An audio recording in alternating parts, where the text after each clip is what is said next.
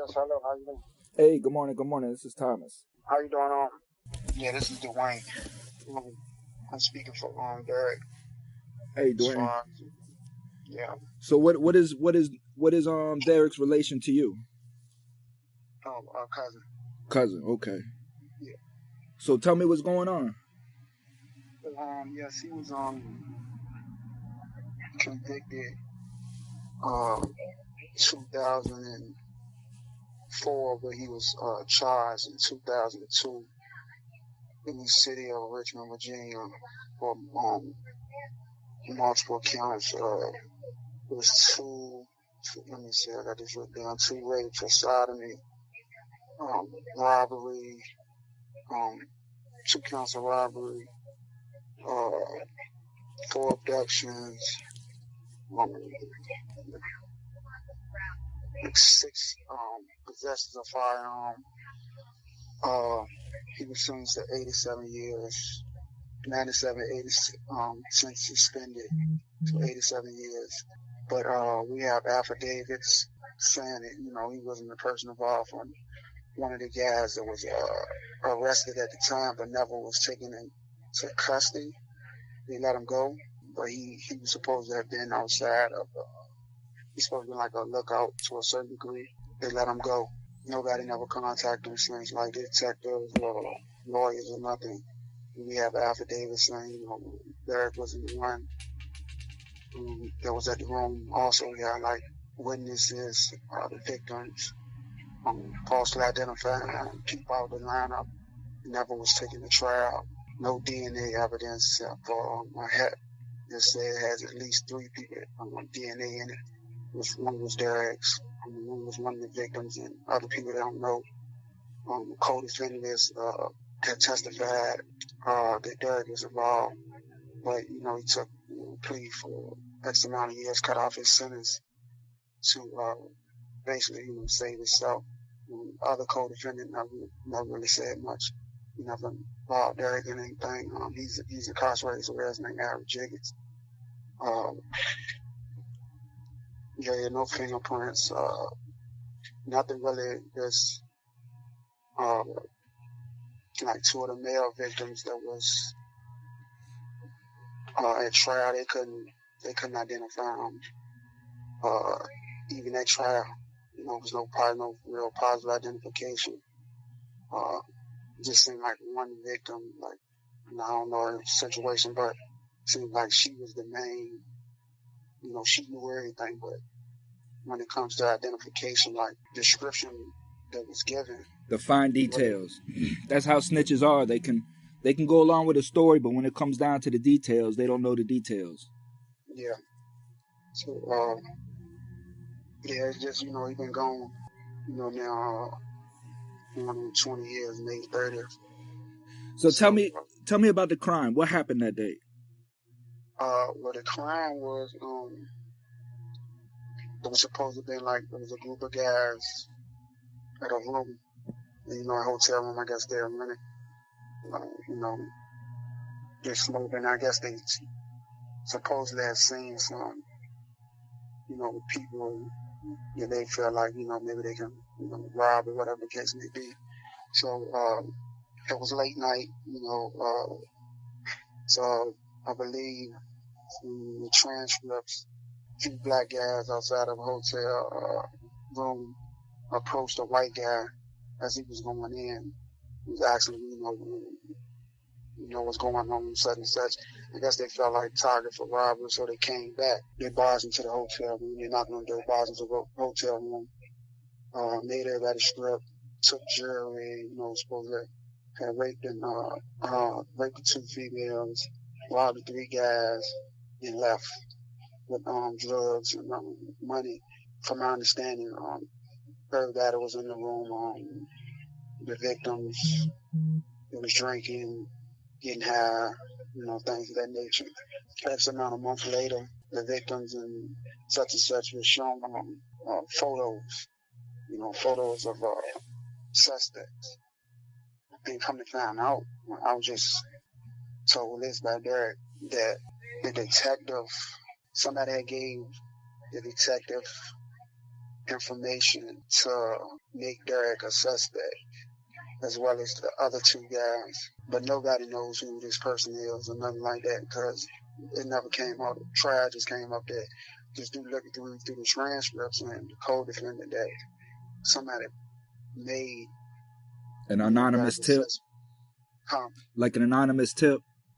Yeah, had to be something like that. Something, you know what I mean? But because I believe the detective now is dead. But he became suspect. But the detective, as you read through his transcript, the detective lied. He said he had got DNA evidence of Mr. Moore, the one that DNA evidence was there. So they got DNA evidence, then put him in a picture lineup to show the victims.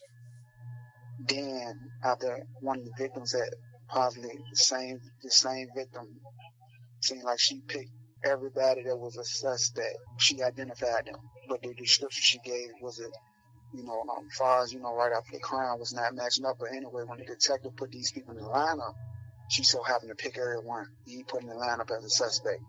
But anyway, before that, the detective last said he got DNA, put a picture in the lineup, showed to the victims, then came back and went with the next suspect, which was supposed to be Derrick, and so on. But as I look at the photo array and compare the DNA evidence, that was false. The pictures were shown to the victims before DNA had ever even come back. So that goes to tell me that somebody had told the detective, anonymous tip or whatever, that these guys are supposed they hang together, whatever the case may be. And because even the guy, Anthony Moore, whose DNA was behind one of the females, his picture was not shown first to the victim who he's supposed to victimize. It was the guy, Lawrence Fitzgerald, which was cool with Derrick as well. Then Derrick picture. Then Mr. Morris was last, who was supposedly have been the one they got DNA evidence on and was supposed to have been the first suspect. The picture was shown to the people.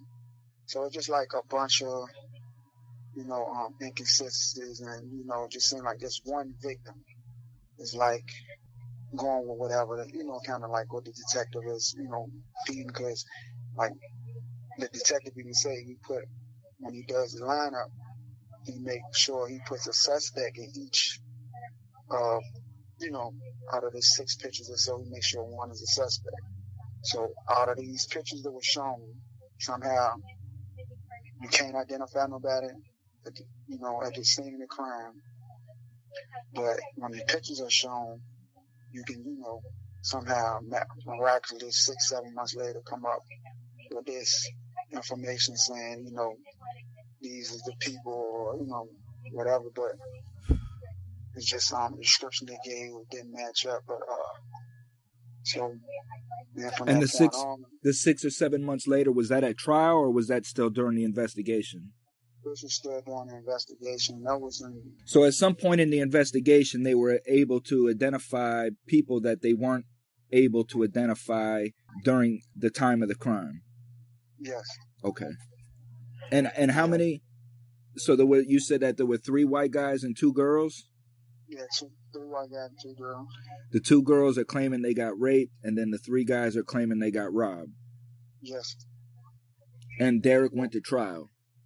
Yes, he went to trial. He was arrested May 30th, 2002. He went to trial April 14th, 2004. So 2 years, 2 years later. And like I say, there was, even with the identification in the photo array, they still didn't positively, only person they positively identified was Moore, the one they supposed to have the DNA evidence on. They positively identify him, but when it comes to the other, with Derrick and other ones, it was like only one witness. And is the DNA evidence semen? No. What is the for what Derrick Horne, his DNA? No, as far as the DNA evidence that they have at all. Oh, I believe so on Mr. Moore, but like Horne, My cousin, like, his was a hat with at least 3 people DNA in it. You know what I'm saying? Like, it's supposed to have been left. It was a what? A hat, like a skull cap, like a scully. Okay. Yeah, so that was like, they saying it was at least 3 individuals DNA in the hat. You know what I'm saying?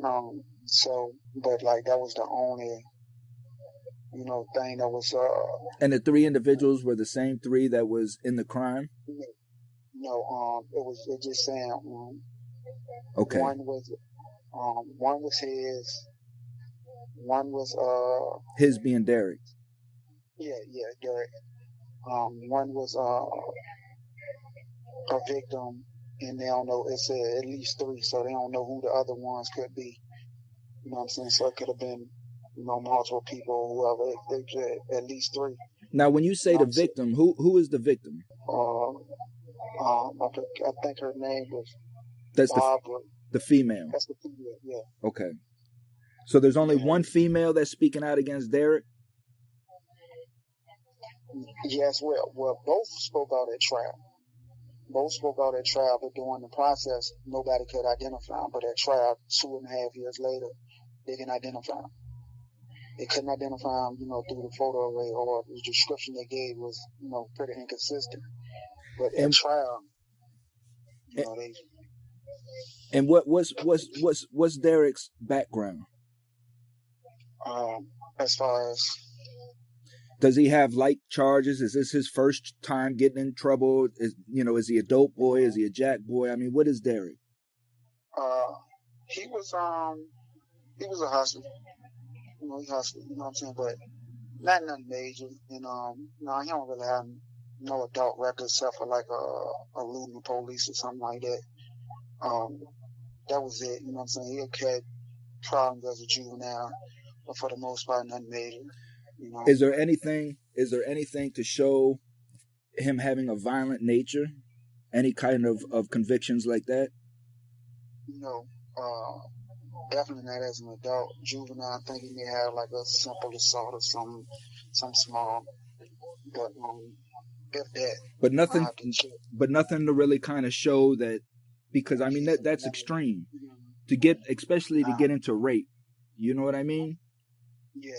Like like for somebody to rape somebody, like that's in that person's character, and there's usually signs that point throughout history, that person's history. There's signs that point to you saying, okay, I could see that this person would rape somebody.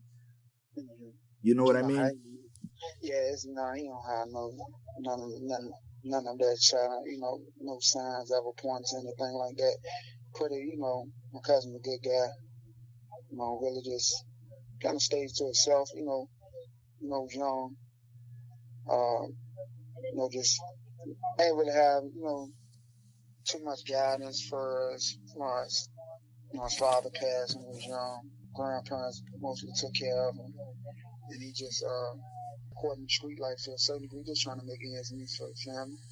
But for the most part, nothing violent, you know what I'm saying? No shoes or, nothing, that's gonna make that leap, into that realm, you know what I'm saying? So exactly. But like even with his co-defendant, Moore, like they used to be cool at one time, but then Moore got locked up. Anthony got locked up, and Derrick wasn't able to help at the time because he was going through his own situation. And when Moore came home, they kind of got into a, not altercation, but they was just having words back and forth. Moore supposed to went to Derrick's mother and told he was cheating, he's not the guy he expected him to be. So they never really connected after that. You know what I'm saying? Their friendship was over after that. So it was no hanging together, no friendship. Everything was, ceased. So that's one of the reasons I believe also, that may have played a part in Moore's testimony against Derrick as well, and then it's a lot, it's a whole lot to unpackage, and just because there's so much evidence that points towards them just putting Derrick in a messed up situation, because like for more than one, he was we had the DNA evidence that he had the same amount of charges as Horne, Derrick, and Jiggets. But the prosecutor had all this charge non-processed due to federal with just a robbery and a gun possession for him to come testify against Derrick and Jiggets, but also after the fact, like the guy, Mr. Forrester, who wrote the affidavit, is saying that the other guy that was there was Otis Johnson, who, come to find out, has been testifying with Moore on several other cases. You know, they snitched like files with 2 murders, like a murder, and I want to say at a show cause, but they spoke of a murder at the show cause about a guy, Lawrence Jerome Fisher. So, you know, it's like they've been working with the police, and I don't know how long it's been going on. Well, I don't know if this happened before Derrick's trial. Was they doing any, they was, informants in any type of way. So we got people looking into that as well to see if the prosecutor was aware that Mr. Moore was also, he may have this, some already a cooperating defendant, yeah. Yeah, so we're working on that now, trying to figure that out. Well, and the important thing about that, dog, is this, because again, another arena of exposure I really want to get into is how these cops are allowing individuals to go out and commit crimes so that they can make more bus, right? And if these dudes were already informants and they're out robbing people and raping people, you know what I mean? That's something that needs to be exposed, because that would have never even happened, and Derrick would have never even been in that position if cops weren't using these people as zombies. Yeah. So yeah, that's what we're trying to. Okay, so do you have the trial testimonies? Yeah, I have transcripts of it. Have you been through them? Yeah, I've been through them. Okay, so you know where like the discrepancies are at. You know where like what you're trying to point out is at. Yeah. Okay, so email those to me. I'll text you my email, but email those to me. And then I would like to try to interview Derrick. So in order to do that, I would need to find out. He would have to find out, send who his case manager is and who the media contact is. So he would go to his case manager and tell his case manager that there's a media entity out there that wants to do an interview on his case. Okay. Who's the media contact that he needs to get authorization from? And the case manager will give him that. Okay.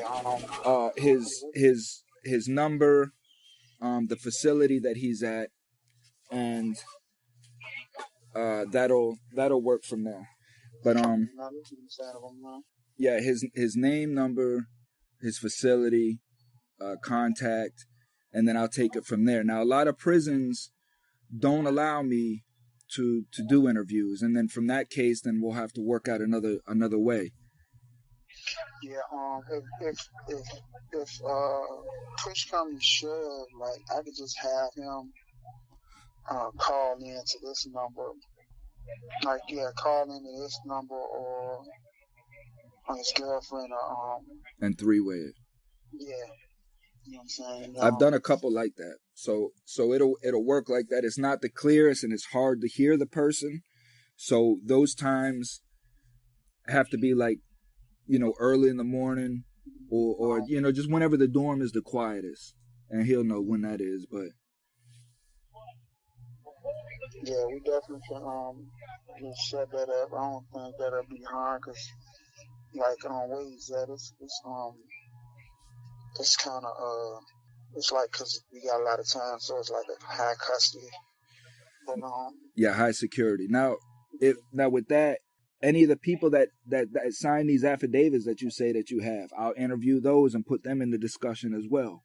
You know what I mean? And let them speak what they want to speak if they're willing to. okay. Yeah, I can reach out. I can reach out to them as well and see. They don't have no problem. You know what I'm saying? Like, like I said, we got affidavit, but yeah, I don't think that'll be no issue. You know what I'm saying? Sometimes it may be harder to track others down, but we definitely got affidavits done, so we can make it work. No, and then that's it. So, like I tell my people, just sit down, and what this is you're just putting together a story. You know what I mean? And you want that story to be as specific and as factual as possible, because that's it. This will be the whole story, a mini documentary that we'll put out on him. And then all I ask in return is, that the awareness is, because I do this this is just me.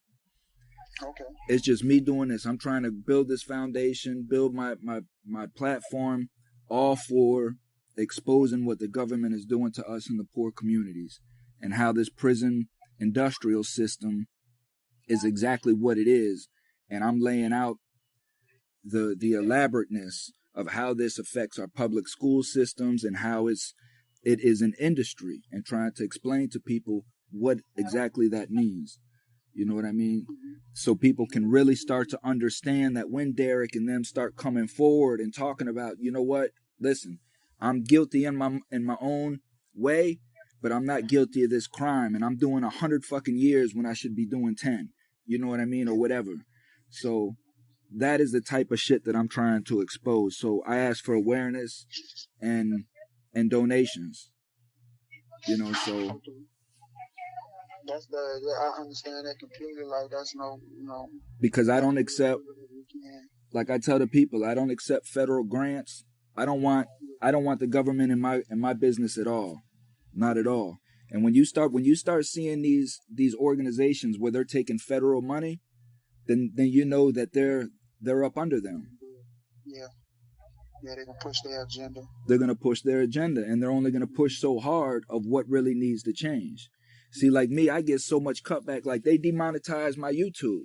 That's why I'm hurting so much, because that was a lot of my income was my YouTube channel, but they demonetized it because they say that I'm too controversial.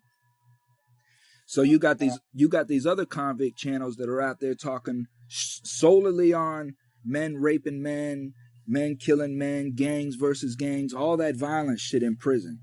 And these people got 50, 100,000 subscribers. But because I'm talking positive and I'm trying to, uncover the corruption in the system, I'm too controversial. Yeah, that's always been the case when somebody trying to tell the truth. Yeah, so that's always been that's been the case throughout history. But once you keep going, you can't beat the truth. So it'll work out just fine. You know what I'm saying? Like, you'll get your flowers, at the end of the day, when it's all said and done, because you're doing it for the right reason. No question. So I'll send my links to my website and my organization. I also make merchandise. You know what I mean? So if anybody wants any kind of merchandise, specially made, holidays, anything like that, that's a way that they can support and things. So I'll send that to you as well, and you can, share that, and we'll just get started on that. So I definitely want to get this out.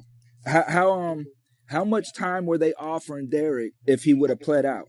At the beginning, I think his plea bargain was for 15. His plea bargain was for 15 years they were offering him, and he ended up with 87 in, but a total of 97. 97 suspended. 10 suspended from 97, which left him with 87. 87 for going to trial, for using his right to go to trial. And how much time was his co-defendants given?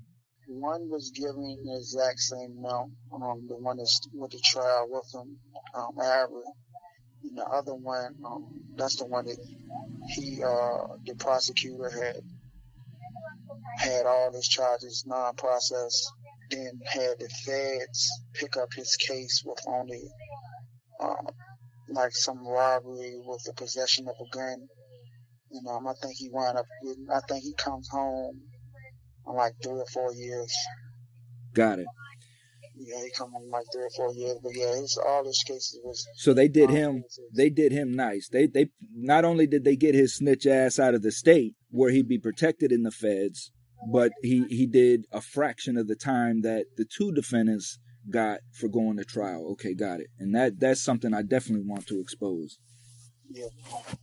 So yeah, that's yeah, I don't know how that happened because it wasn't even a federal case. I don't know how they managed to non-process it and send it to the feds. You know what I'm saying? Like, it's just, it was all beneficial for, building a, and then the victims of the crime that were white. So all that plays a factor, I believe, also. You know what I'm saying? Yeah, there's no question about that. And who were but the victims were obviously drug dealers or drug users. Yeah. Yeah. But were they what kind of people were they? I think drug dealers, users, to a certain degree, because I know they weren't business. They weren't business owners or nothing like that. No, not at all. Okay. No, not at all. There wasn't business owners, none of that type of stuff. There's a few white people that, junkies. Yeah. Okay. So, I mean, yeah. I grew up in the hood down here in Florida, homie. So I mean, that's, for me, I've been in trouble since I was 13 years old. I've been in and out of JDC. I've spent most of my life incarcerated. And then I ended up doing 13 years in the feds for going to trial. I took the feds to trial in a 40-man indictment for distribution of 5 kilos or more of cocaine. It was conspiracy. They had no evidence on me whatsoever, none. And when they indicted me, they arrested everybody at the same time. Like, they kicked open all our doors at the same time. But when I went to trial, it came out that they had no evidence on me. The only evidence they had on me came from the individuals that were arrested at the same time when they cooperated. One, where the hell did you get the indictment to begin with to even arrest me if you had no evidence? And two, yeah, like, these guys ended up, they went from a life sentence down to doing like 8 years, 7 years, and they were the kingpins. You know what I mean? They were the kingpins. I was just a low-level guy selling maybe an ounce or two a week, and this just happened to be my homeboy, and I just knew him. And I really didn't want to be connected to him. But like you say, I was a hustler. I was just trying to survive. You know what I mean? I was already a convicted felon at 18 years old.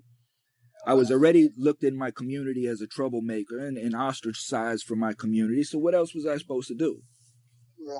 So I was just trying to hustle to survive and start a little business and things of that nature. But they made it out like I was the kingpin with no evidence, just their testimony.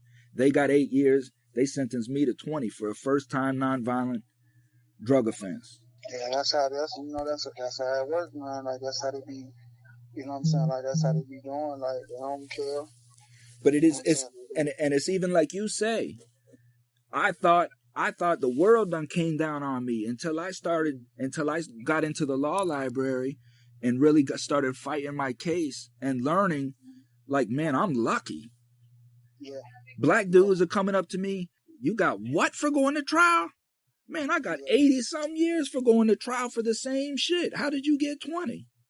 Mm-hmm. You know what I mean? And that's when I started learning about what was really going on.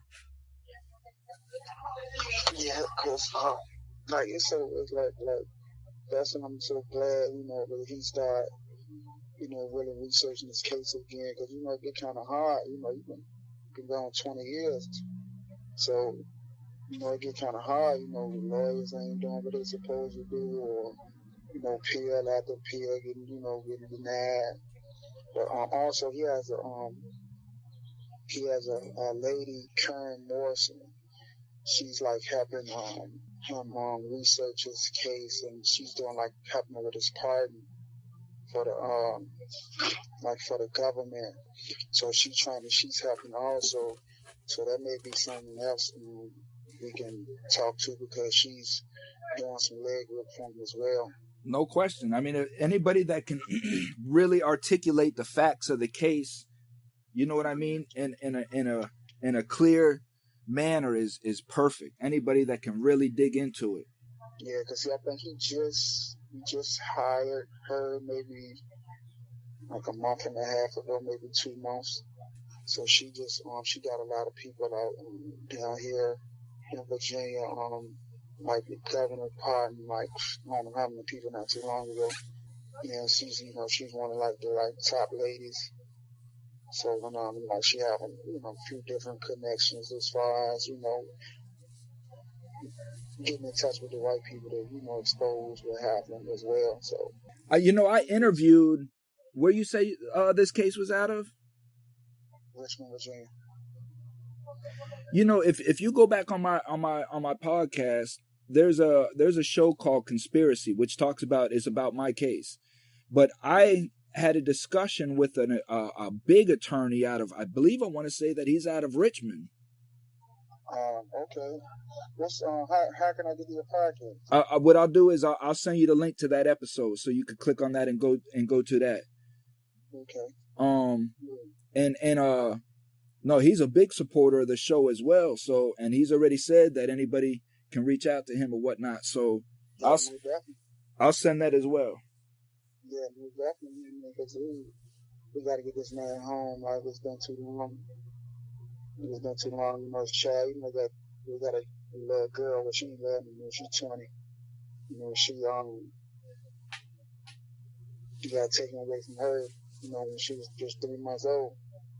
So it's been kind of hard on her. Through the grace of God, they have a good relationship. Even through all the ups and downs, but that's like his light, his rock. His child. Yeah. Like she means the world to him. So just like mostly, that's what he fight for. Just tell Derrick. I mean, that was what got me through, and that's what changed me was my daughter. You know what I mean? So just tell Derrick that through this time, just use this time the best that he can to make himself the best that he can. I'll definitely let him know. You know what I mean? Just how I started looking at things, homie, was this. The only reason why I was miserable in prison is because I was looking at prison as what society told me a prison was. You know what I mean? Just a place for bad people and the castaway and all of this stuff. But when I started looking at it, what it really was, and I started understanding that prison is what I make it. And I started looking at it as if it was a monastery. It was my sanctuary, because people paid millions of dollars to separate themselves from life, to go to some place where they can just concentrate on themselves. They don't have bills. They don't have the pressures of society to distract them. You know what I mean? And when I started looking at it like that, like this is going to be the last time in my life. This is how I looked at it, because I was tired of it and I wasn't going to go through this shit no more. I said, this is going to be the last time in my life I'm going to have this opportunity to spend as much time on myself as I possibly can. So I stopped watching movies in prison and stopped with all the bullshit and just started reading nonfiction, real stuff, facts, history, things, trying to learn as much as I possibly could before I came home. It changed my perspective on how I was living in there. So just let him know just to use this time to make him his best self, Facts. And like I talk to him, I talk to him often. So that's a lot of the stuff, like you say, he does. I'm not really hearing talking about like TV, but I know he like reading.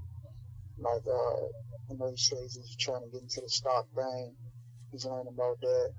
Of course, history, and he talked about Clay Hampton and Sada Shakur and things of that nature. Does he have somebody sending him books? Yes, his girlfriend was sending him books.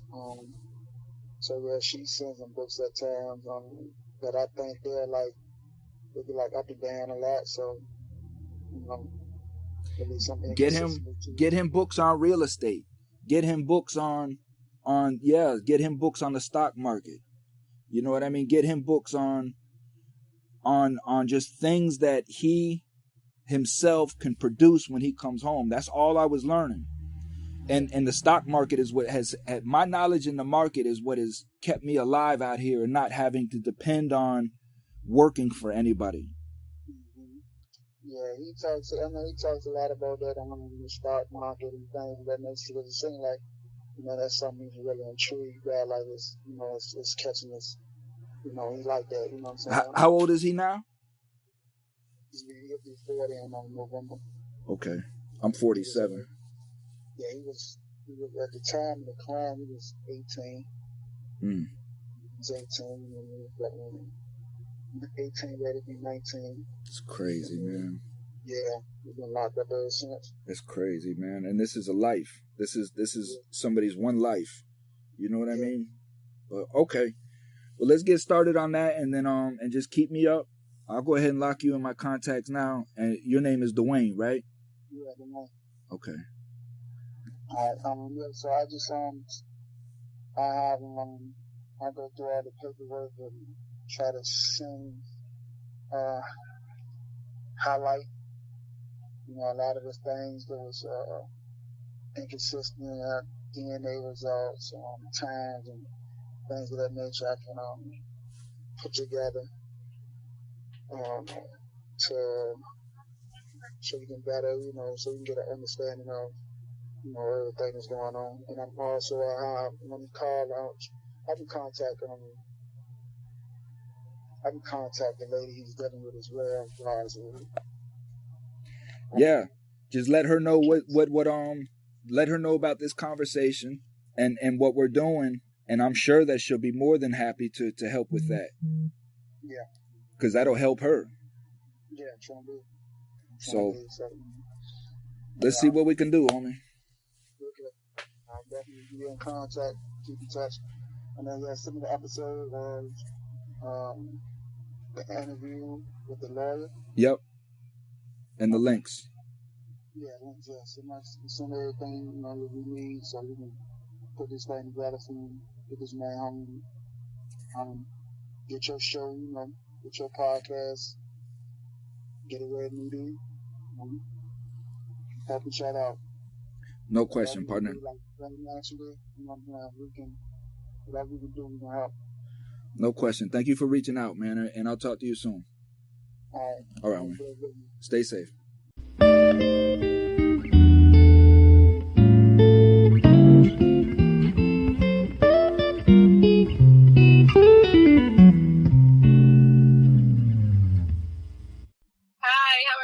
All right. Good morning. Good morning. I'm going to merge you in with his lawyer. Okay. Hello. Hello. Okay. Everybody here. Hello. Good morning. Good morning, Derrick. Hey, how you doing, man? Man, many blessings, man. Many blessings, soldier. Everybody's on the line? Yeah, same here, man. Just, glad, somebody, willing to hear my story. So. No question, man. I've been in that struggle for most of my life. And I came home and I know that I just have to, I have to get so many people's words on air so that the communities can hear these stories because they just don't believe it, so this is why I built my platform to bring guys like you on that nobody wants to listen to the story, but it has to get out. You know what I mean? I just want to announce point, and Karen Morrison is on the call. Hey, Karen. Good morning. Good morning. Good morning. How are you? Blessed. So, I guess okay. I know your time is limited, so I want to get as much information as we can. So I guess how we'll start is the day of the crime, just the facts of the case, what happened, and how you were caught up in it, and we'll just go from there. Okay. The crime occurred October the 13th, that night at a hotel. I want to say off of West Broad, Comfort Inn or something like that, where it was robberies. It was 5 victims, three males, 2 females, all Caucasian. It was alleged that 3 guys ran into the room and assaulted these people, robbed them. And that morning they left sometime October the 14th that morning.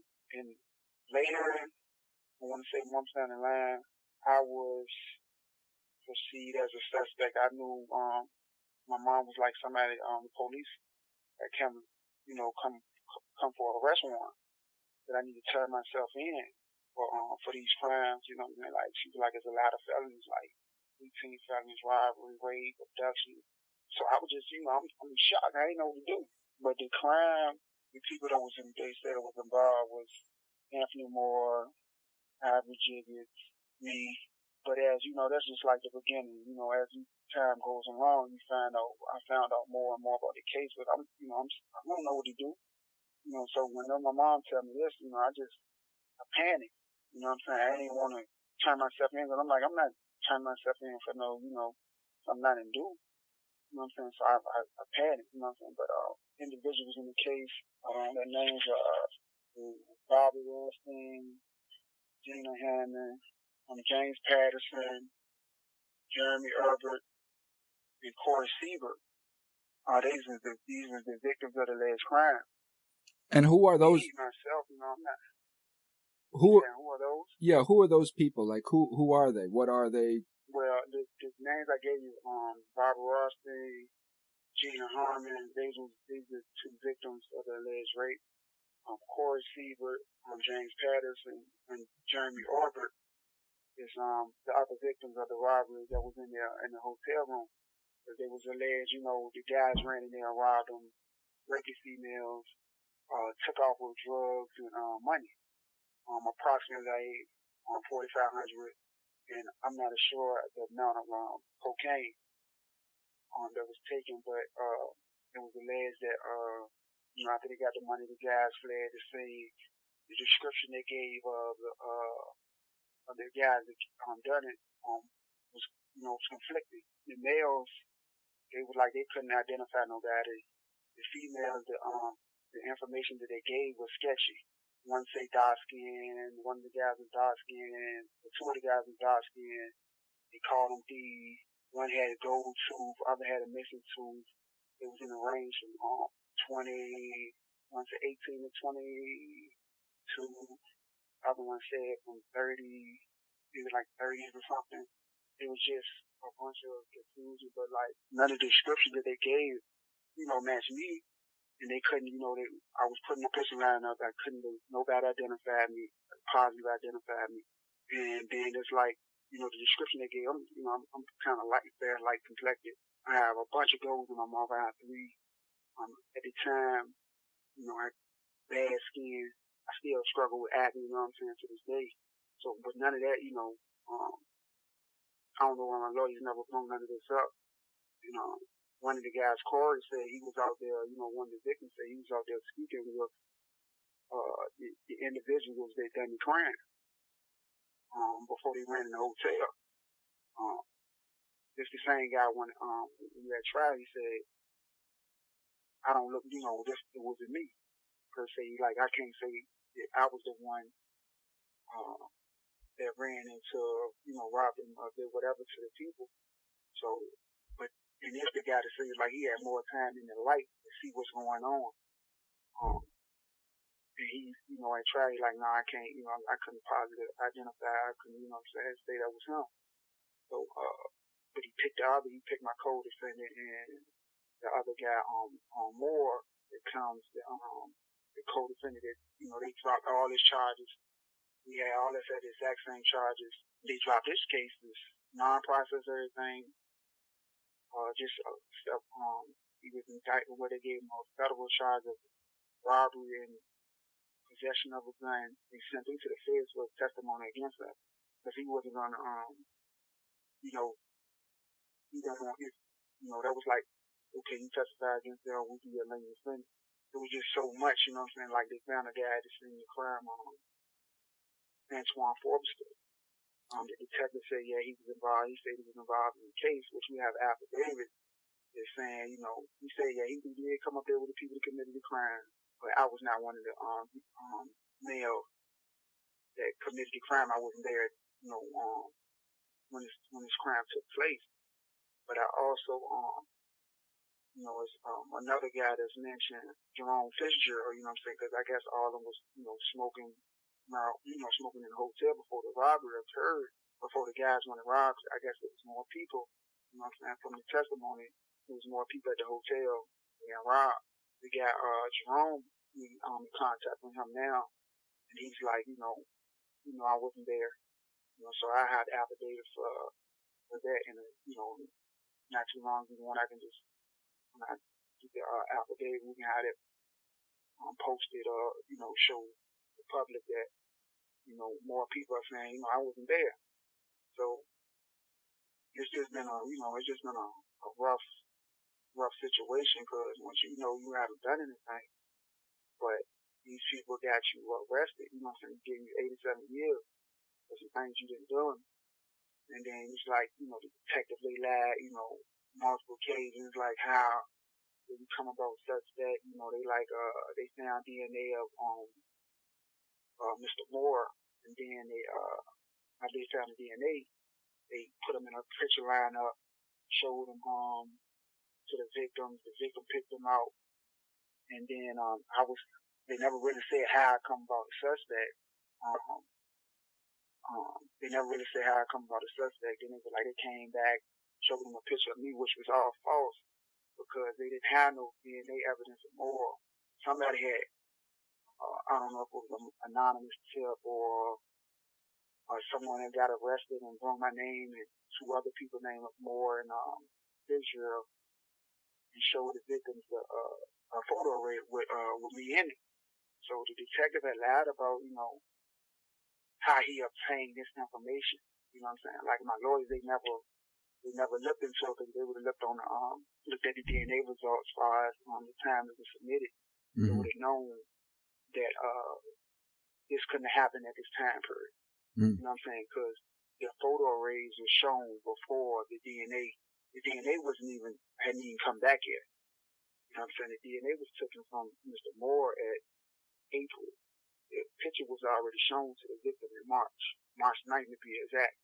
And even he wasn't even the first person the picture shown. It was the other guy, Mr. Fitzgerald, the one that's, you know, that's never say he just came up there and sold the person some marijuana. Sold Mr. Moore some marijuana and left. That's the same thing Mr. Moore said at the trial also. Like, he came up there for a minute, he left before the incident occurred. But it was just like somebody had told the detective, gave him a tip to put me and the other guy and Mr. Moore, who clearly was there. That's how we became suspects. My lawyer, like who is this? Like, who, you know, like, why didn't you see me follow up? How, you know what I'm saying? Whatever the detective got, that information, he just ran with it. And then Mr. Moore just took it a step further and went with it, because, you know, you save yourself, so you don't have no problem with, you know, saying whatever you need to be said to get a lighter sentence. And come to find out, he's not only testified against me, but, you know, he's testified in several more trials for a lighter sentence as well, you know what I'm saying? So it's like, it's just a big bunch of... Okay, so let me try to, okay, so that's a lot of information. So I'm going to go back and walk through it, and then you correct me if I misspeak anywhere. So there's 5 victims, right? 2 females, 3 males. And they were in a hotel room doing whatever. Were these drug addicts? Yeah, from my knowledge, they admit to snorting powder, cocaine, and smoking weed and drinking at that time. They supposed to just left a club, if I'm not mistaken, but doing the process in the hotel. And that testimony, yeah, they was getting high. So then, okay, so then it's safe to, I would say that it's safe for me to speculate that these people are in this room getting high. Now, Now the perpetrators, how many? There was 3, right? three ran in and one stayed outside in the parking lot. Got it. 3 ran in, 1 stayed outside. A robbery occurred. Whatever occurred in the room. And the victims are saying that the 3 males are saying that they were robbed, and the 2 females are saying that they were raped. Yes. Okay. And after this occurred, they found drugs and all them on the victims, yes? After this occurred, I guess the victims told the detectives that they were robbed and they were using drugs. But not necessarily found on them, but that's what they just said. You know what I'm saying? Like, that's got it. Okay, so that's in the confession that they were doing drugs and they were robbed. Okay, got it. Yeah. So, and then how exactly did the arrests occur again? They gave, I know that you said that the guys gave like shoddy, everybody was just given shoddy identities. Mm-hmm. But how did they clarify all you guys? Something like this is where it comes in. Like, the detectives had somebody I'm just trying this out not too long ago, you know, so just going over my paperwork and thing. Somebody had gave the detective, my name, Mr. Fisher. The anonymous tip. That's the anonymous tip. So, I don't know if they had anonymous tip confidential form. I don't know. You know what I mean? I just know that that's how I came about. And then Mr. Moore, he was questioned. He was already arrested. So when he was questioned about the crimes, that's when he said he was involved. You know what I mean, for a lighter sentence. That's when he was involved for a lighter sentence. And got it. So he turns state. They promise him leniency. They promise him time off. Yeah. They send him to the feds where feds are a lot more easily protected in them instances. And not only that, but in the federal system, it's easy for them to pluck them out of the system and use them as confidential informants on the streets and such. I was in the feds, so I saw all of this go on. So they're very well protected in the feds. So you go to trial. What was the defining evidence that they used to find you guilty on? The defining evidence is, I believe, for me, because it was just the testimony of the female victim saying I was there. They didn't, they couldn't identify me on the picture lineup, but 2.5 years I went to trial 2 years later. So the victims saying I was there, which was still, was crazy. And then with Mr. Moore's testimony, I believe that was the thing that I think they leaned on the most, because my lawyer, he was weak. He didn't present a lot of, he didn't present nothing. You know what I'm saying? Like, he didn't present like the identification process. Be like, well, y'all saying this guy got 1 gold and all this. I got 3 gold and I got 3 crowns and I'm off. You know what I'm saying? I'm light skinned, I'm young. The ages is not matching up. The dudes you said, like, it's dark skin, it's none of this is matching up. And they don't go where, I'm young, I don't know nothing about the law. This phone is ready to hang up, so can I call right back in? Yeah, can I stay on with your attorney? Yeah, you can stay on. Yeah, I'll stay on with the attorney and get some of hers while you call back in. Okay, I'm going to call right back. Okay, perfect. Okay. For clarification, I'm not an attorney. I just got to make sure we establish that. Okay, cool. Yeah, I'm what you call an advocate. Okay. And then tell me, who am I speaking with? This is Thomas FreeMe. I have the FreeMe Podcast, Thomas FreeMe TV and podcast show. I'm on all platforms. Thomas Free? Thomas FreeMe is my social media, as in FreeMe. Okay. I'm just an individual who was pretty much in a school to prison pipeline. The county that I came out of during the 80s and 90s was keeping criminal watch sheets on delinquent students in elementary schools and stuff. So I was caught up. What county is that? Pasco County, Florida. Oh, okay, Florida. Okay. Yep. So I was a juvenile delinquent. I was in and out. Juvenile, ended up going straight to prison as soon as they could try me as an adult. came home with no survival skills, just ostracized from the community, and just got into drugs, selling drugs, never using, just selling them to survive, and then got caught up in a federal conspiracy. They had no evidence on me whatsoever, none. It was what you call ghost dope. It was a ghost conspiracy, all based upon people that were just testifying to get out of their time. And they give me, as a first-time nonviolent drug offender, almost 20 years. They give me 210 months. Wow. So that's... And then how did you eventually get out? Well, I ended up doing 13 years of that. I spent 10 years in the law library just studying conspiracy, studying the laws and studying how this occurred.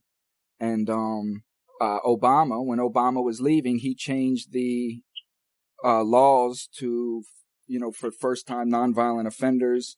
It ended up knocking 4 years off me. It took 2 levels off my sentence. Oh, drug -2. I'm familiar with that. The drugs -2, absolutely correct, and brought me home. Oh, that's great. Yeah, my first case was with Corey Jacobs. We did a clemency. I found his attorney, Brittany Garnett, and Corey was granted clemency. He had 16 life sentences for a first-time nonviolent drug offender.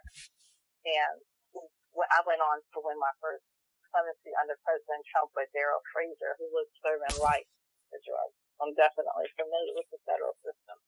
So basically what happened is Derrick reached out to me. I started working last year. I started a nonprofit organization called Fighting for Freedom, where we advocate for the release of incarcerated individuals. And when I started working, I saw that there was a need to help people file pardons. In Virginia, interchange clemency was the national word, but Virginia calls it conditional pardons, absolute pardons, and simple pardons. So what we decided to do for Derrick is we're going to file an absolute pardon because he's absolutely innocent of this crime. If he had participated at any level, then we can do an absolute. We could just do a conditional pardon. But there's no evidence that Derrick was involved in this crime at all. So we're going to go for his innocence. We hope to win that so that he can come back. If you get an absolute pardon granted, then you can come back and kind of litigate your case and see if you can get that compensation for being incarcerated for a crime you didn't commit. So that's our goal for Derrick. Mm-hmm. And we can tie whatever it is that you're doing or have going into, these episodes and put them in the description for the links and such. But essentially, I mean, that's what I'm doing here. I built my own foundation, Coming Home Coalition. And here in the Tampa Bay area, I'm a life coach. I'm a mentor, and I deal with incarcerated families because even though that a lot of focus is on the person going into prison or coming home, there's not much focus on the families. And that is where a lot of the combustion happens at when we're talking about recidivism, because these people don't know how to handle guys coming home, women coming home after doing 20 years and such. And I believe that a lot of the breakdown is in that reentry process. Plus, on the flip side, these inmates going into prison.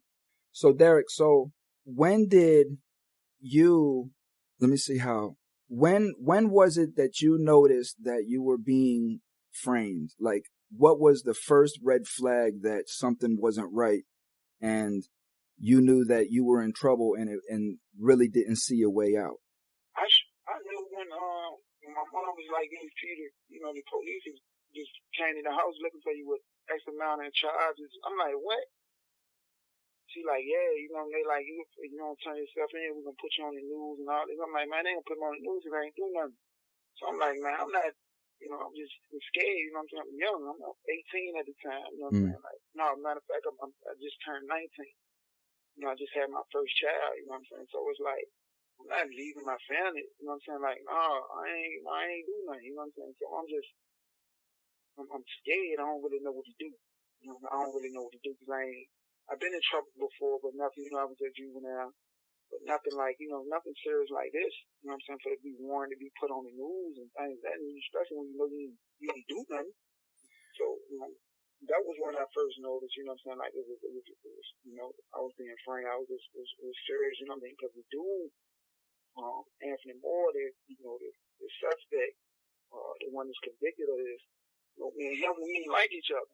You know what I'm saying? Like, we ain't getting something. Like, how did I get, you know what I'm saying, how would I get mixed up with him?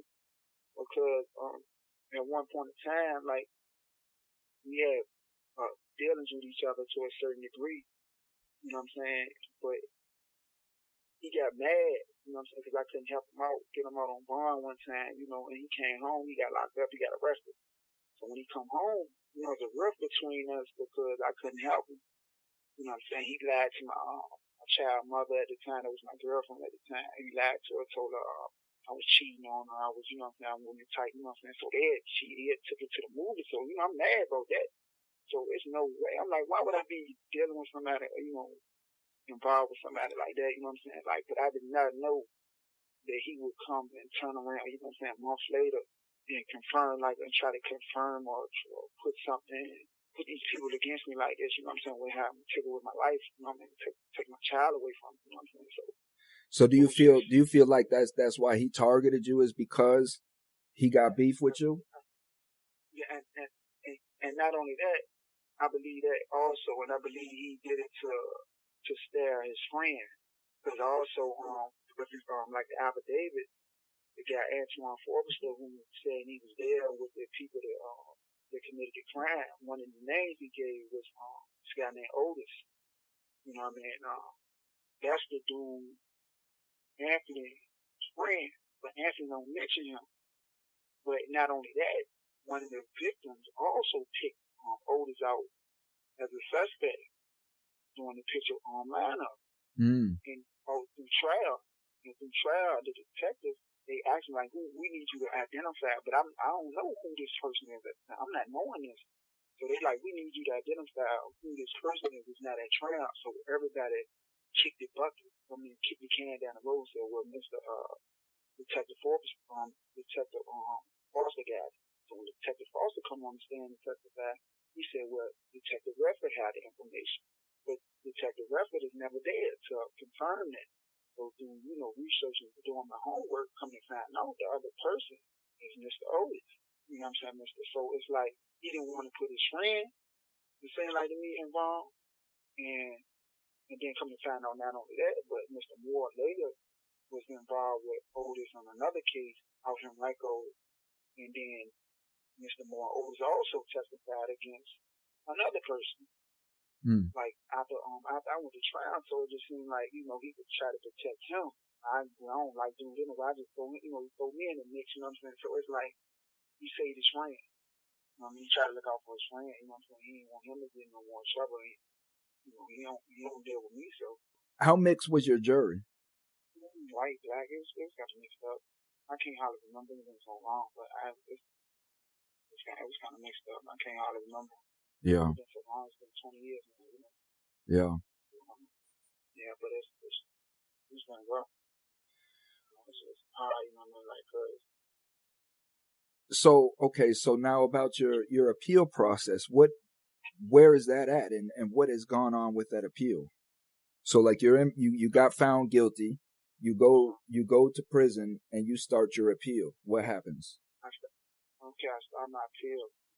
Like, I had lawyer David Leck, and his name, like, before, before this, because it took me 2 years, maybe a little over 2 years just to get to trial, because I didn't have a paid attorney.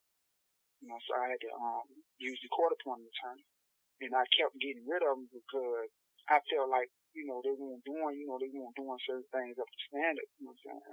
Like, two of my attorneys were like, okay, we will get you home. So, like, twice I supposed to went home for these charges. Like I said, twice I was told when I go back to court, I'll be released. But lawyer David Amino, I went the first time, he didn't even show up. They continued my case. So I called him like, what's going on? You know what I'm saying? So they did it again, like he's going home. So I go to court, same thing. I'm like, no, I feel like you working with the prosecutor to try to find time for them to, build a case. Yeah, to build a case. You know what I'm saying? Because there was no evidence. There was no evidence for but to your point, after I was convicted, this lawyer, Mr. Leck, had filed my appeal. He didn't do a good job. You know what I'm saying? Like it was like he didn't do a good job at all. So I lost my appeal. I lost my appeal, even though there was no evidence like identification, no fingerprints. It was a hat with 3 people DNA, at least 3 people DNA. They said it was like a skull cap. They said that was at the scene. It was supposed to be my DNA, on the victim's DNA, and some other people that don't know who it was.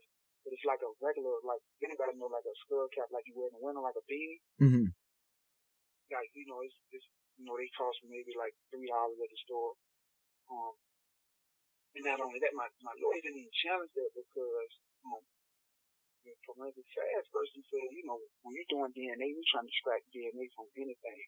It gets difficult after 2. Process gets difficult after 2. So it was more than 3 people. Then when my lawyer did do a good job at that time of breaking it down, where it could have been multiple individuals as far as with this head thing, you know what I'm saying? But that was it. My lawyer did an awful job on my appeal. So like at the time I got somebody help me with the habeas corpus. So when I filed for the habeas corpus, the judge had wrote back and wrote to the prosecutor, like, y'all need to address these errors. My lawyer, at the time, because of your state, you do your appeal. Once you lose your appeals, you have to do, in the state, you have to do your habeas on your own. No attorney. You gotta find a jailhouse lawyer. So that's what I did because I couldn't afford, a lawyer. I hired an attorney. So, but the claims the guy brought up, so the judge had wrote me a copy and wrote the prosecutor like, y'all need to address these claims. Well, basically, like, if y'all don't address these claims, you got to let this guy go. My lawyer turned around and signed an affidavit for the prosecutor and basically confirmed everything that the prosecutor said, that every error I brought up, the lawyer was aware of. You know what I'm saying? That's how I lost my appeal. You know what I'm saying? That's how I lose my habeas corpus. My previous lawyer went with the prosecutor. Yeah, he went with the prosecutor. You know what I'm saying? Like saying he was aware of all this type of stuff. You know what I'm saying? He basically sided with the prosecutor because I was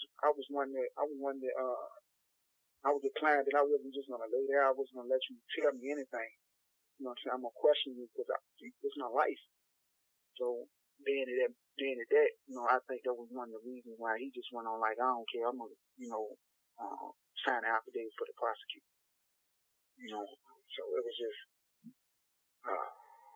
so I just had to, find newly discovered evidence to get back in court. Well, which right now, I have one affidavit. The other one will be I had it before the week is out. And also, like during the time, like when this crime occurred, like I was at home. I was with my child mother that weekend because we was expecting that Monday the 15th we was going to see the ultrasound of our child. That's our first child. So this is the weekend you ain't gonna forget. It's a memorable weekend because it's our first child.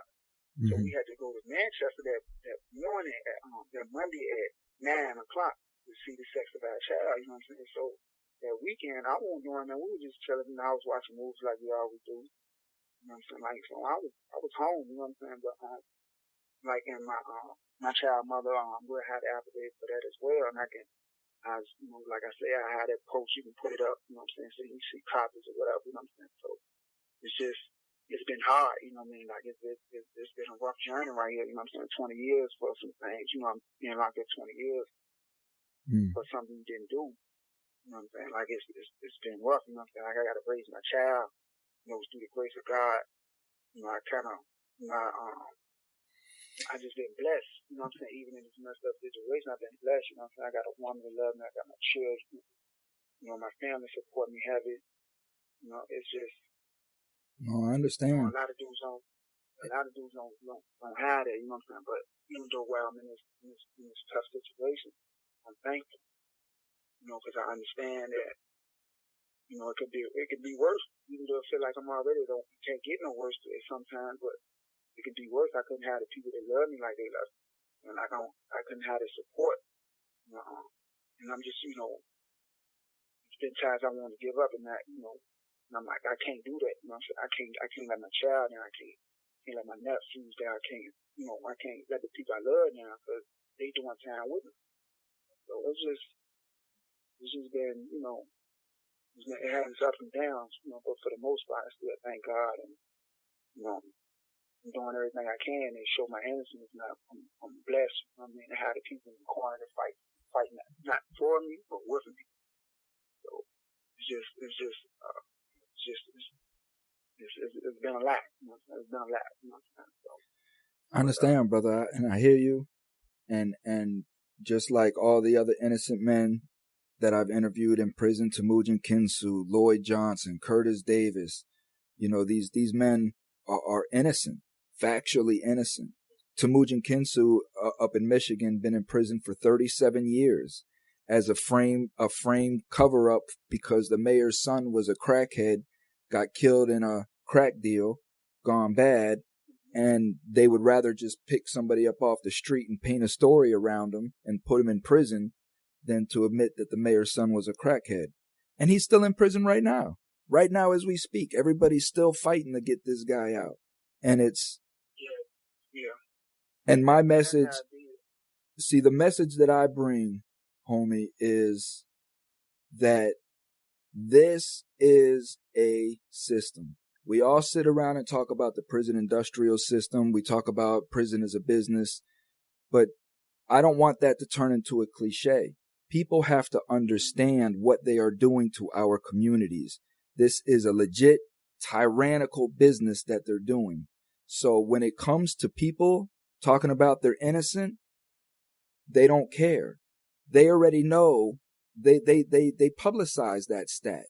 That, well, we know 10 to 15% of people, innocent people get wrapped up in this system, and it's collateral damage. We do what we do to try to get them out, but that's just how it goes. This is how they look at it, and the community is okay with that, but I'm not. You know what I mean? Because I understand how important my life is. It doesn't matter if anybody else deems it important. I do. And I'm not going to sacrifice my life to be collateral damage for some political gain. And if I'm not, I know that you're not. And I know that other men aren't. So that's why I'm here doing what I'm doing, to try to get people to understand that law came first, not crime. Law came first. They created the law, which created the crime. So when these people are saying that they're innocent, you have to understand what that means. Like I said, it's just, I know, there's been multiple cases where, they just don't want, even though they know they're wrong, they just don't want to admit that, you know what I'm saying? They wouldn't just let somebody ride away. They don't care who actually did it. They would just let somebody ride away so they won't have the black eye saying it was wrong. Right. They would rather let somebody sit in prison for the rest of their life than have a little smear on their portfolio, you know what I mean, or something like that. And that's what's disgusting about it. And that's why when, like, you and I have these conversations, I want those people's names on blast. Like, who was the prosecutor? Who was this detective that was doing all this corruption? Are they still active? I know Detective Foster, I believe he was older, so I think he passed away. I think Mr. Redford, if I'm not mistaken, I think he left the state, but the prosecutor she's the prosecutor out in Henrico, Shannon Taylor. Like, she's still active, like she's still in office, like doing her, whatever she's doing. And it was just like different, like other people came, like testified, talking what they heard, certain things, like they were just adding on to the prosecutor's defense.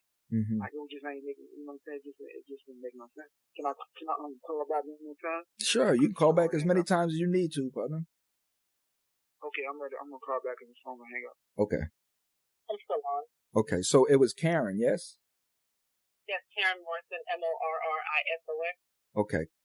And so we'll have to definitely connect, and I'll definitely bring some awareness to what it is that you're doing. And that's essentially that's the root of everything that I'm trying to do, is bring unity, bring all of these organizations together. I'm trying to separate these organizations that are just out there, passing fly-by-night legislation so they can just get grants and money, and separating them from the true organizations that are out there trying to get people out of this system.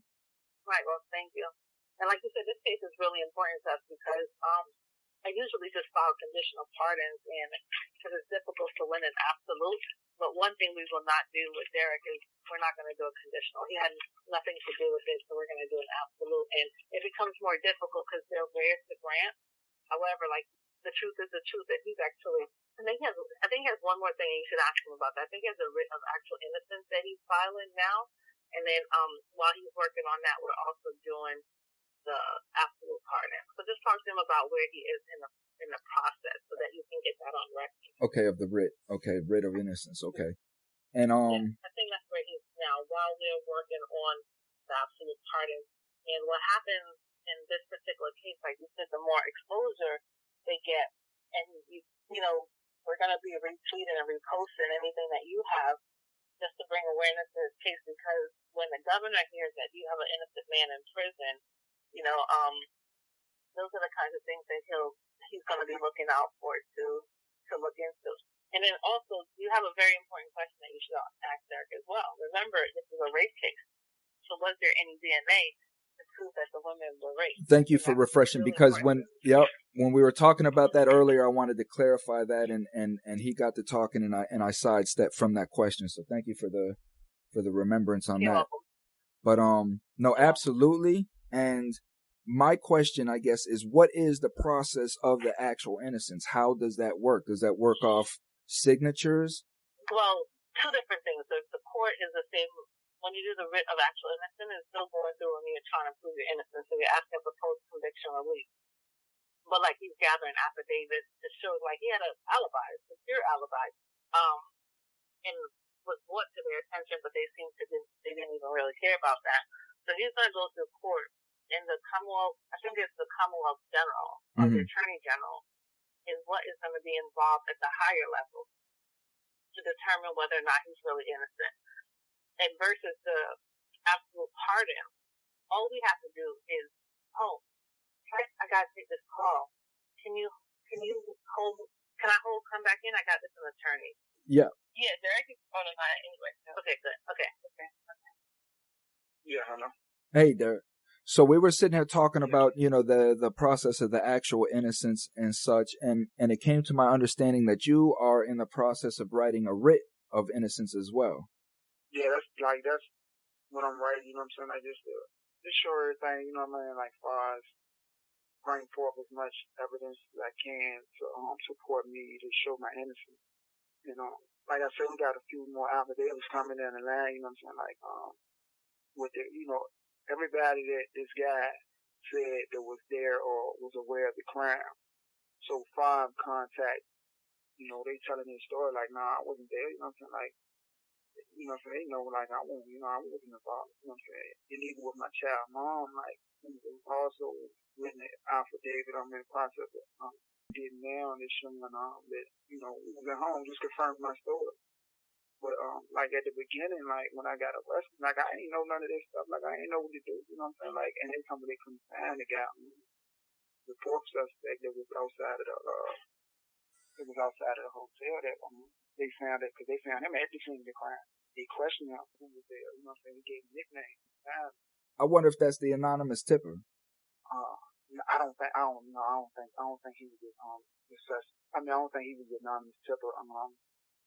Because just the way they spoke about him and so on. And also if he, I have an affidavit from him saying like I wasn't a suspect.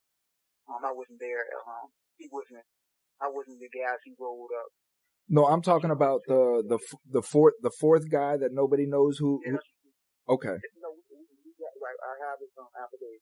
Okay, got it. I got his affidavit. But it's so crazy because my lawyer, they didn't do any. Like, how can you not find this guy? You know what I'm saying? Well, this is what I'm gonna start asking about is what did the attorney do at trial? So, did he bring in any character witnesses? I mean, how did he portray your alibi? He never said nothing. He just didn't put me on the stand. And one of the victims that was so adamant about this victim, like this like, you know, this whoever was a suspect that the detective showed to her, she pointed him out. Even though, like I say, one of the guys that wasn't on trial, but he was supposed to be a suspect, she pointed him out. Like everything that, you know, it just seemed like, you know, and I don't think, I know it's not a conspiracy. I believe she was, you know, kind of coerced, or, you know, which is one with like, because there's no way. Like, it just seemed like she was adamant about everything, but it kind of conflicts, a lot of conflict when more testimony, hers, you know, kind of come together and you can see the differences. But his victim is so adamant, you know what I'm saying, like, you know, about this and that, you know what I'm saying, but it just seems like she was the more cooperative one as far as with the detectives, I believe. You know, so it was just like, So your attorney did nothing at trial to. He didn't even question the one of the victims. He didn't even question her. Like she was like where he in the photo of rape. Well, how? Okay, so rape was involved, and did they have any DNA evidence pointing your way at all? No DNA, no sperm, none of that. You know what I'm saying? Are you charged with the rape? Yes, I was charged with rape. And convicted. Yeah, and convicted. Yeah. And there's no evidence, no DNA, no nothing tying you to the rape, other than what they're saying. Other than it was a beanie, like a skull cap, that was at the scene of the crime that says it had at least 3 people DNA, mine, one of the victims, and they said at least 3. So that was at the scene. Where did that hat come from? How did your DNA get into that hat? It's like I said, it's a skull cap. It's a beanie. Like it's something around your head. Like it's like they cheat. You can get them to the store from anywhere. So it could have been, I don't know. You know what I'm saying? Like it could have been, you know, picked up or you know somebody else, you know, whatever. Because them still and like you just found and like you leave them. You know, it's no high. It's nothing you can't get at any corner store. You know, but it's no and yet it's still. Even yet, it's still like there was no way to challenge that because we didn't have an expert to challenge if it even was my DNA. You know what I'm saying? But it was a hat, like that was all. You know what I'm saying? There was no spine, no blood, none of that. It was just like skin DNA that you wear from, like you walked into a 7-Eleven and tried on a beanie one day and put it back on the rack, and somebody walked behind you and bought the same beanie that you tried on and went and robbed the store. Yeah. Just something like that, because they ain't say no more hair or none of that was in there. You know what I'm saying? It's just like DNA. You know what I'm saying? Like they ain't say, you know what I'm saying? Like there was no sperm, there was no hair. And this testimony, that was it. This testimony came from a DNA expert that the state called. Yes. Yes. And yeah, but also you got, like, the main point is that it could have been anybody. Well, this is what I'm trying to clarify, is that these DNA experts is who the state called to testify against this. And how did your attorney respond to that testimony about your DNA being in that hat? Was there any kind of factual evidence to show that this is your DNA in that hat? No, it was no factual evidence to my knowledge. You know what I'm saying? Like, because they took DNA. You know what I'm saying? They took out blood. You know, because they had to have something to compare it to. But as far as we challenging that, you know what I'm saying? Because that's once they say expert, and you know, right. Well, let me clarify a little. So, like in trials, when they're using DNA, they'll take the barcodes of the DNA and barcodes from your DNA and line them up so that people can actually see that this DNA matches. Did they do that with you, or did they just have these experts just say, no, we did the test and it matches? Yes, they did. I got the paperwork now where they did do a test or whatever they say, you know what I'm saying? Like, say it was my DNA. Let me interrupt. More like a certificate of analysis. Yeah. And what it does is that it just says that this person cannot be ruled out. But like you're saying with the chromosome, because I know what you're talking about, the intense one where it actually says that this is because of the chromosome linkage. Yes. No, that's not what it is. It's just a certificate of analysis where they just do DNA. And we've had private investigators that can actually pull that out and say African Americans have the same type of DNA, but to be real specific to him, that's not the kind of test that they did for this particular case. That's what I'm trying. Thank you. That's what I'm trying to for the listener, so that the listener can understand that, because when we hear DNA, we automatically think, oh, well, he's guilty. DNA. So I'm trying to get the listener to understand how just because DNA is involved doesn't necessarily mean that that person is guilty. So, and then when we're dealing with corruption, whether people want to believe it or not, but these experts will get up on the stand and lie, and they will cover for the state, because who knows? Maybe they have their own agenda. Maybe, who knows? But they will lie, and they will say things that are not true. I guess that is what I'm just trying to clarify when they're talking about your DNA, because it sounds to me like that is the only thing that they used at trial to put you at the hotel room.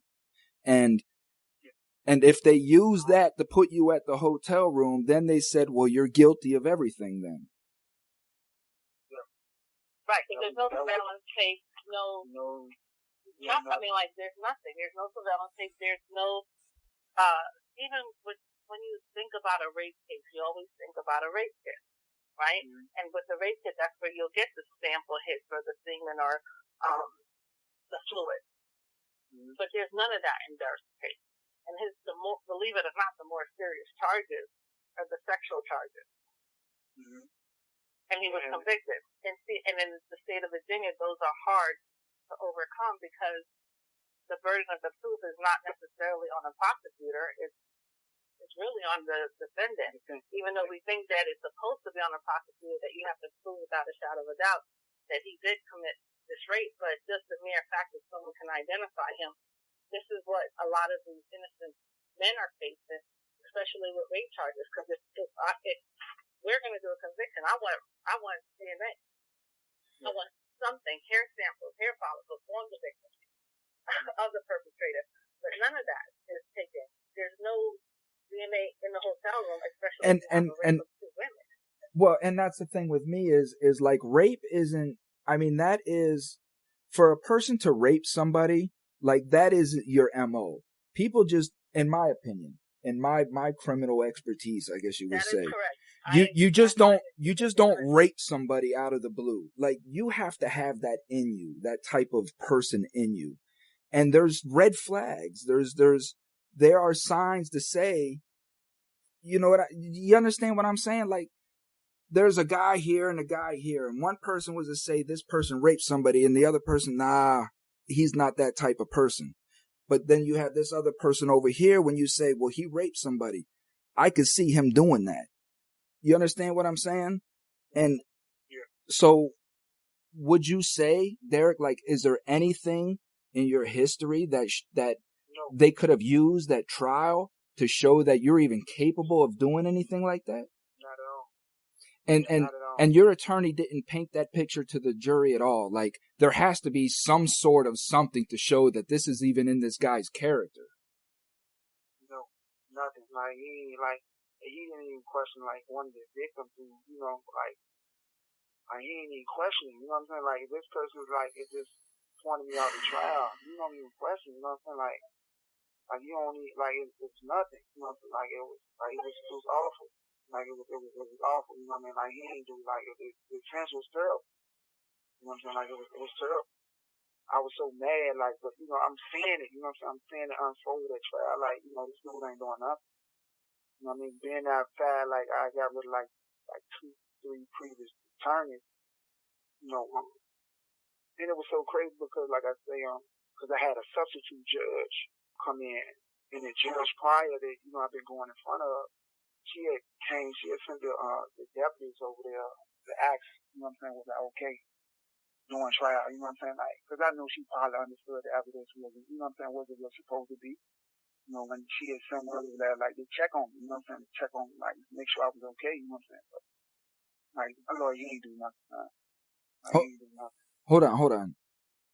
So you was in trial and you had one judge and then they switched to another judge? No, before leading up to trial, I had this one judge I always go in front of, Miss Taylor. Okay. I always went in front of her every proceeding. Just so happened when trial came, she was my judge. I don't know if she had to do something. I think she was in drug court or something like that, but she wasn't my judge for the trial. But she sent word over there that she sent the deputy to where my lawyer was at. Mm-hmm. Check on your well-being. Okay, like she had to check on me and see how I was doing, Because I know she knew, because like I say, it was like the lawyer previous before that, like I supposed to went home twice in the same charges, Because they knew. But I believe my lawyer, they work with the prosecutors prolong so they can build a case against them. That's what they did. I just believe, like I say, I believe Mr. Moore ain't want to have his friend take the fall. And then the prosecutor, a different race here. And I don't want to make that, I think they was just looking for a conviction. And they did whatever they could to convict him. Like, they didn't care who it was. They just looking for another notch on their belt, first day. They didn't care who it was. Do you feel like you were an easy target? Yeah. And do you feel like your uneducation in the law, in the process, even being just a young juvenile at that time, was taken advantage of? Of course. Because if you lack a knowledge of the situation, you're not prepared. You don't know what lies ahead. So you may not be you fighting, but you don't know how to fight. You just, you go in the match, you go in the ring with a boxer, you're going to try to defend yourself, but you don't know the technique. So you just scrambling, like you just scrambling trying to do whatever you can, like buy lawyers, but you're not, a lawyer is paid to, they go to school for X amount of years to fight these type of things. And just a person, a young, uneducated, teenager at the time, trying to go up against fight these people yourself. Like, yeah, it's easy to pick if you don't have the support. So yeah, it was definitely easy. I tried to make it hard as I could. I fought as much as I could, but I didn't know. I didn't know nothing. I didn't have the support. Yeah, you're fighting a 10-headed dragon and you had no idea. I was the same way, partner. And the reason why I asked those questions is because, like you said, you have white America, you have white prosecutorial America, and they see in their eyes young black thug come in, uneducated, easy target, easy conviction. We wrap this case up. We look like heroes. We move on to the next one. And that is happening in every courthouse. All of our teens that are coming out of these poor communities and going into these courthouses, this is what's happening to them. It is a system. It's a system. It's sad, like it's sad, because I know there's other guys like me that's in the same situation. It's just sad, because if you don't know, you lack of knowledge, you don't have the funds to hire the right attorney, or you don't have the support, like a lot of times where you end up, even you're innocent, it's just, it's sad. It's a shame. And that's a lot of the issue. Is like you just said, homie, like, hire the right attorney. How the hell do we know who the right attorney is? Because when we get in there, these attorneys are telling us, like, they're car salesmen too. Like, attorneys are car salesmen. They know how to sell us. They know what to say, what to do, how to treat us. They know that we're vulnerable. They know that we're desperate. They know that we want to hear that we're going to get off or get minimal time. They know all of these things. And then it's like, all of them, like, they went to school together. You know what I'm saying? They gave the same building, you know what I'm saying? So it's like, they know these people, you know what I'm saying? Like, and it was crazy because I spoke with a attorney before. He was like, look, I'm going to be straight up with you. He's like, man, they trade people. Mm-hmm. They make deals. I take this case, you take this case. Mm-hmm. You know what I'm saying? Like, the attorney was honest with me, you know what I'm saying? Like, man, that's what they do. It's called horse trading. It's called horse trading. And this from another, you know, this from an attorney, you know what I'm saying? Like, you know what I'm saying? Like, he was straight honest with me, you know what I'm saying? Attorney name at the time was Wade Jacobs. I'll never forget him. Yeah, I'll never forget him. And that's what they'll do. They'll meet at the water cooler, and the prosecutor will say, I'll let this guy get off, or I'll give you what you want with this guy if you let me have this guy. And they'll trade. The attorney will then go to that defendant and get him to cop out or plea out and tell him that that's his best choice to get that conviction that the prosecutor wanted. And then the prosecutor won't fight so hard or give the attorney what they're asking for on another case. This is what they do.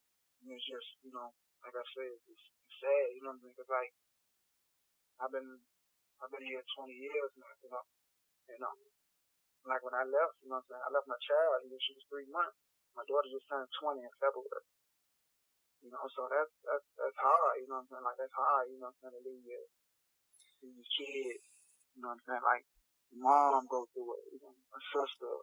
I left my daughter at 6 months old, and had to watch her grow up through pictures, and I had to listen to the horror stories of what was going on in life, knowing that I couldn't do anything, you know, can't protect them, can't do anything, and so I know that terror, that fear, being around pedophiles, watching these guys come into the prison, hearing the horror stories, knowing that my daughter's out there with no one to protect her. You know what I mean? And trust me, I know. And all I can say, homie, is this. You're there for a reason, and we don't know what the reason is. But what happened with me in my transition was I stopped looking at prison as prison. I was always looking at prison as what society wanted me to look at it, as it was depravity, it was hell, it was the worst people on earth, and criminals. And I stopped looking at it that way because that wasn't the case for me. People around me were good people. They were broken people. They had issues, but they were still good people, you know? And I stopped looking at prison as prison and started looking at it as a monastery. People pay millions of dollars to separate themselves from life, to go somewhere, to stay in a monastery where they can solely concentrate on self. And for whatever reason, life presented us with these opportunities to focus on self and nothing else. And that's what I started doing. I stopped portraying the quote unquote prison life and just started portraying my life and what I wanted my life to be. And just because I was someplace I didn't want to be didn't mean that my education stopped. Yeah, I understand that completely because, like, with myself, like, I read. Like, there's countless books, you know what I'm saying? Like, I can't even name all the books I read. Amen. My queen, she sends me different books to, read to keep, to prepare me. You know what I mean? To give me strength, but also prepare me for when God do, when I do get out of this. I know I'm gonna be home. You know, you can't deny me. Amen. You can't deny me. You know what I'm saying? So, she used to provide me with a lot of educational books. You know what I'm saying? Self-help books, and I just read and study. Pray to God. I just try to walk in the right manner. Because I know at the end of the day, when I step out of here, I was never perfect, but I'm a better man than I was, 20 years ago. Amen. I mean, I just, it's a hard place to be in, but I make the best of it. And that's how life is, partner. We just do what we can. We want things in life. You want to be home. I want to redo my fatherhood, but it's just not. And we just deal with what we have, and we make the best of what we have, and we just continue life from there, knowing that there's a higher purpose. And that helped me deal with a lot of my anxiety. That helped me deal with a lot of my personal pain, because I understood that these were just things that I wanted. I wanted to go home.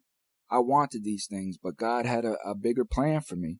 And now that I'm doing what I'm doing now, I can understand that a lot of the things that I went through in my life was for me to understand the pain that I was going to be working with. And I think that's why I'm so relatable to so many people, because I understand. I've been around addiction. I've been a thief. I've been a manipulator. I've been a jack boy. I've been a dope boy. I've been in prison. I've been all of these things, you know, and I'm so relatable to these broken people, and they find comfort in opening to me more than they do their own therapist, because they know that I can relate. They understand. They know your story. You know what I'm saying? They like you said, we adjust to it. We understand. And we know that. I'm not going to judge them. I'm not going to judge them for their mistakes. No, you can't. I can't. You know what I'm saying? You can't. You know what I mean? Because no one's perfect. You know what I'm saying? Everybody has, you know, their issues. You know, and it's a struggle. You know what I'm saying? It's been a struggle. You know, everybody kind of deal with things different. You know what I'm saying? Who am I to judge? I'm not perfect. That's it. I'm not perfect. And I still love you the same. You know, and I love you for your brokenness, because I've been broken, and I know what that love means, and that's the thing. So that's how I look at it. That's how I deal with the decisions that I've made in life, and that's how I deal with my path, is knowing that it just is. And I'm helping people now, and that's all that matters to me. So that day is going to come for you, homie. That day is definitely going to come. This is just all preparation. Yeah, this phone gonna hang up, and I don't know how long they're gonna let me up out of here. I don't know if they're gonna let me back on the phone. Maybe one more time. I'm gonna see. I'm gonna try to call back, and then just let me off the phone. If not, I think we got enough to put together a great episode, and you're always welcome to call and talk anytime about anything. So okay, well that's cool. We can just make this the last call then, and I guess my Miss Morris is still on. If there's any more questions, like she maybe can fill you in with a little better detail of like how the process go. Yeah. No, I'll wrap up with her. Her and I had a few great discussions while you were off as well. So, okay. Just take care of yourself, homie. Keep your head up, man, and spread the word to the people in there that I'm for the people. FreeMe Podcast. I need as much support as I can get. I definitely will. Yeah, because me and my cousin that spoke with me prior, you know, I think you spoke with my cousin Dwayne. Yep. So yeah, y'all discussing things. So I know he's on top of that as well. I just like to thank you, man, for bringing my stories to light, man. Like this means a lot to me and my family, and this has been a blessing, man. Thank you for helping get my story out here, man, to bring me home, because man, I'm truly innocent. I just need everybody to know that, I'm not a bad person, not perfect. I'm a victim in this. And I just want to be home, get home to my family. Yeah, no question, man. No question. And I love you, partner. You take care of yourself. Just keep your head up, stay strong, and keep educating yourself every day. Don't waste a day. You know what I'm saying? That's what I say to myself. That's a main piece right there. That's a nice way to look at things. Yeah, this phone will hang up, and I don't want to hang up in your face, man. Thank you for everything, man. Thank you, man. Thank you for you. And we'll definitely be in contact. No question. Stay safe. Thank you, Ms. Morris. Thank you, Ms. Morris, and you're welcome. Okay. We'll talk soon, Derrick. Okay. Do you want me to stay on the line, or you got enough for me?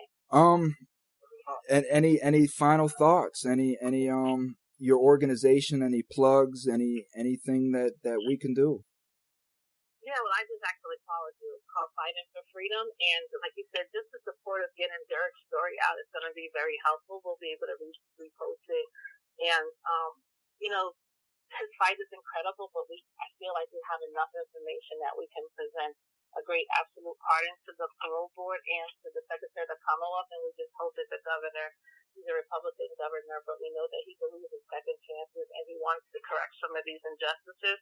And when we do submit the absolute pardon, I just really hope that they will take this into serious consideration. We will be promoted on social media when we do file, and then we'll reach out to you if we need any other help. But if you ever want, to be more than happy to do a sit down, because we've been really successful with it. And I did win a case in Florida for a gentleman that was incarcerated for selling less than 200 grams, $200 worth of drugs, and he violated probation, did 18 years on just a probation violation, and is still incarcerated, even though he was granted parole. He still now is doing the 3 years for the selling of the drugs.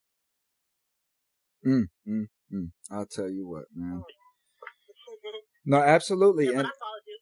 no, thank you. I appreciate that. And the same thing, like I tell representatives, listen, if these representatives are talking about for criminal justice reform and all of that, I would love to sit down and analyze that.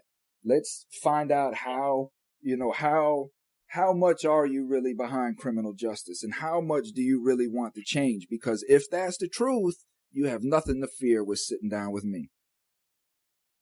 Right. Well, thank you and good luck. And if you need anything, just feel free to reach out. Okay? Absolutely. Stay safe. Thank you. Thank you. Bye-bye. Thank you all. Yeah. Thank you, everybody. Thank you.